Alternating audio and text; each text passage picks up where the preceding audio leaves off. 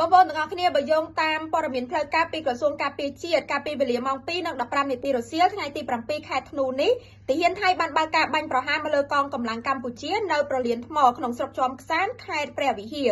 ដោយបានប្រើប្រាស់ប្រភេទកំភ្លើងដៃកំភ្លើងយន្ត B40 និងត្បាល់ 60 ហើយភ្លាមនោះផងដែរកងកម្លាំងកម្ពុជាយើងក៏បានតាក់ទងទៅភាគីថៃដើម្បីឲ្យបញ្ឈប់ការបាញ់ប្រហារជាបន្ទាន់ដោយភាគីកម្ពុជាយើងមិនបានបាញ់តបតវិញនោះទេភាគីកម្ពុជាបាននឹងកំពុងតែបន្តរក្សានៅការអនុវត្តយ៉ាងខ្ជាប់ខ្ជួនបំផុតទៅលើបទឈប់បាញ់និងសេចក្តីថ្លែងការណ៍រួមទីក្រុងកូឡាឡាំពួរបន្តរក្សាភាពអត់ធ្មត់ដើម្បីរក្សាសន្តិភាពនិងស្ថិរភាពតាមតំបន់ព្រំដែនក្នុងនាមខ្ញុំជាពលរដ្ឋកម្ពុជាម្នាក់ខ្ញុំសូមអំពាវនាវឲ្យសហគមន៍អន្តរជាតិជាពិសេសគឺក្រុមអ្នកសង្កេតការណ៍អាស៊ាន AOT